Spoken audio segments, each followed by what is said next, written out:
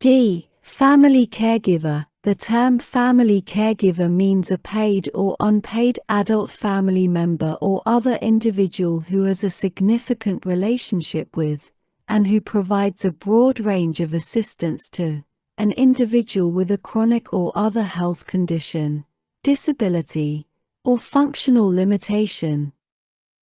E. Home and community-based services. The term home and community-based services has the meaning given such term in Section 9817, A.2, of the American Rescue Plan Act of 2021, Public Law 117-2. F. Person with a disability.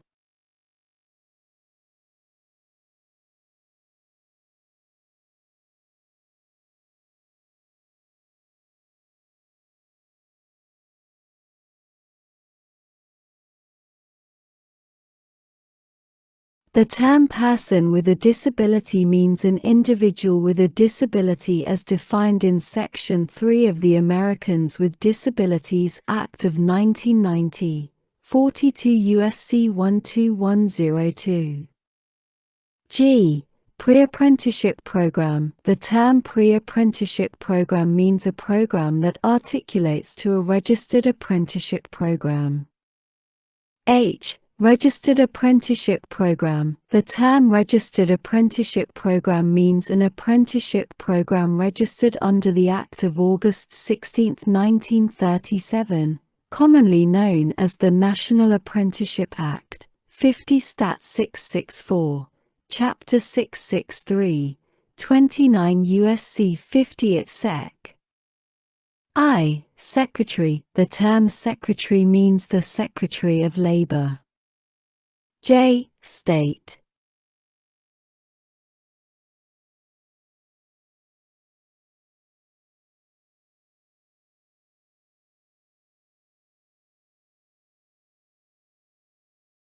The term state means each of the 50 states of the United States, the District of Columbia, the Commonwealth of Puerto Rico, American Samoa, Guam, the United States Virgin Islands, and the Commonwealth of the Northern Mariana Islands.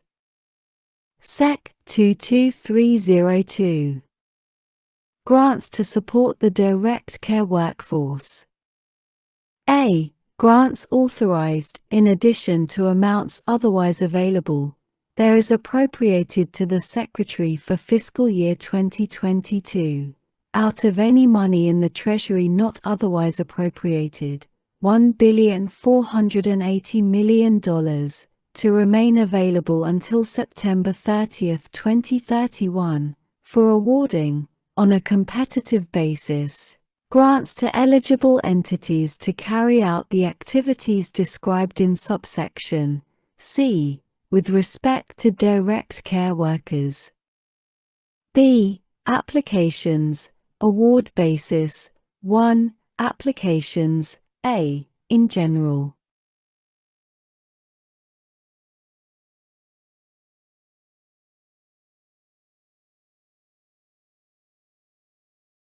An eligible entity seeking a grant under subsection A shall submit to the Secretary an application at such time, in such manner, and containing such information as the Secretary, in coordination with the Secretary of Health and Human Services acting through the Administrator of the Administration for Community Living, may require. B. Contents.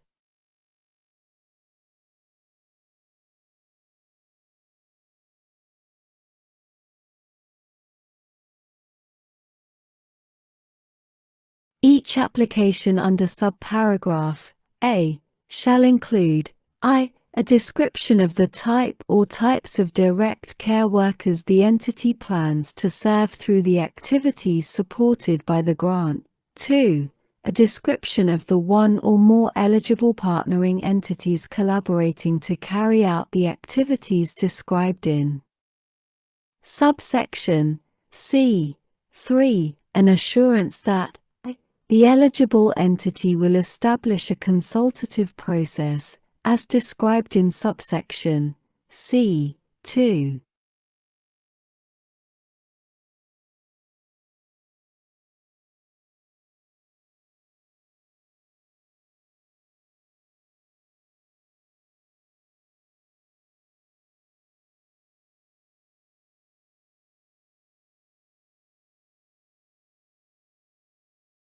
And 2. The eligible entity will consult on the implementation of the grant, or coordinate the activities of the grant, with the agencies in the state that are responsible for developmental disability services, aging, education, workforce development, and Medicaid, to the extent that each such entity is not the eligible entity. And 4. A plan for ensuring that the eligible entity will remain neutral in any organizing effort involving direct care workers served by the grant who seek to form, join, or assist a labor organization.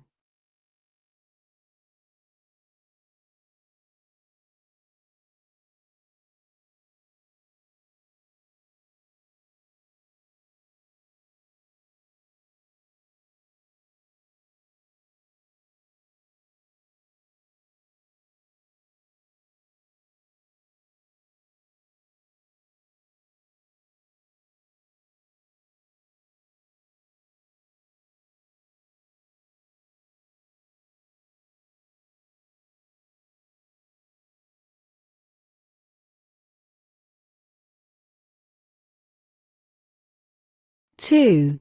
Consideration in awarding grants under subsection A. The Secretary, in coordination with the Secretary of Health and Human Services acting through the Administrator of the Administration for Community Living, shall ensure equitable geographic diversity in distribution of the grants, including by selecting recipients in rural areas and selecting recipients in urban areas. 3. Duration of grants. A grant awarded under this section shall be for a period of 3 years, and may be renewed. The Secretary, in coordination with the Secretary of Health and Human Services acting through the Administrator of the Administration for Community Living, shall award grants, including any renewals, under this section in 3-year cycles subject to the limits set forth in subsection A. C. Use of funds. 1. In general.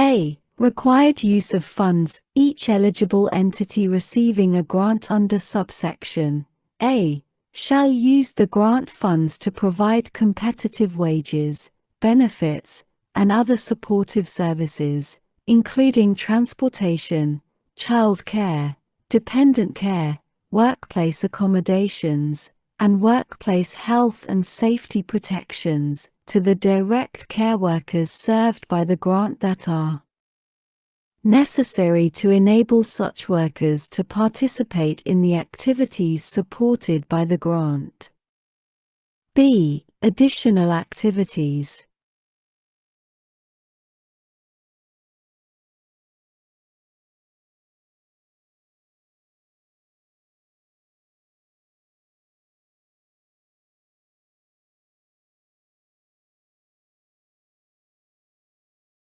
In addition to the requirement described in subparagraph A, each eligible entity receiving a grant under subsection A shall use the grant funds for one or more of the following activities: I. Developing and implementing a strategy for the recruitment of direct care workers.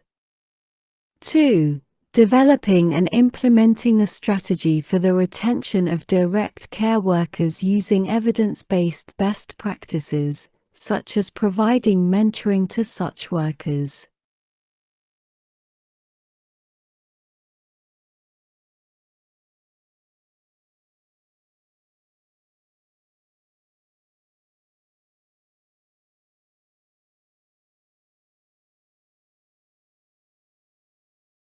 3. Developing or implementing an education and training program for the direct care workers served by the grant, which shall include I. Education and training on a. The rights of direct care workers under applicable federal, state, or local employment law on a. Wages and hours, including under the Fair Labor Standards Act of 1938, 29 U.S.C. 201 et seq.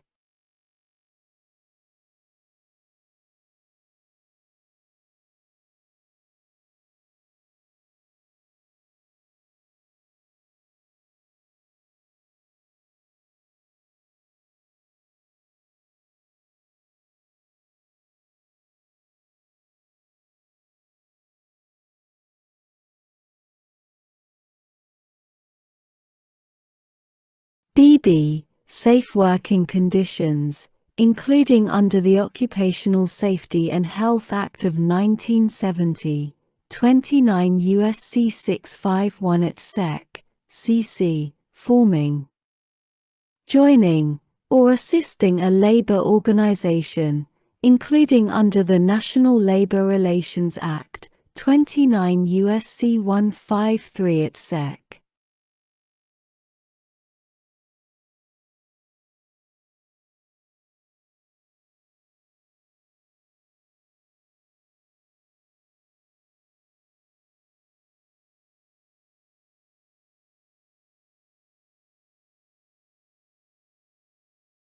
And DD, other applicable terms and conditions of employment, and BB, relevant federal and state laws, including regulations on the provision of home and community-based services.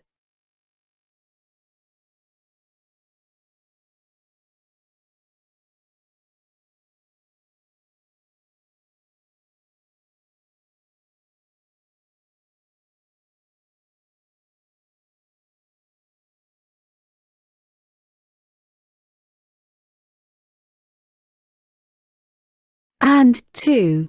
Providing a progressively increasing, clearly defined schedule of hourly wages to be paid to each direct care worker served by the grant for each hour the worker spends on education or training provided through the program described in this clause.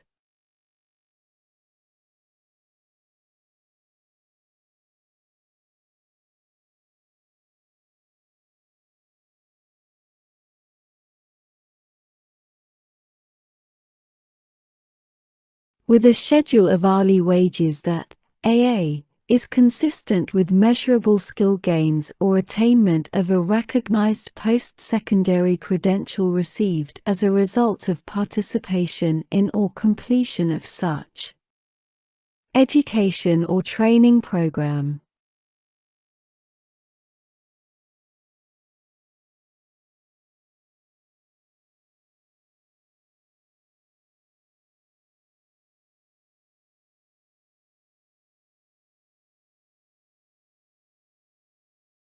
And BB ensures that each such worker is compensated for each hour the worker spends on education or training through such program at an entry rate that is not less than the greater of the applicable minimum wage required by other applicable federal, state, or local law, or a collective bargaining agreement.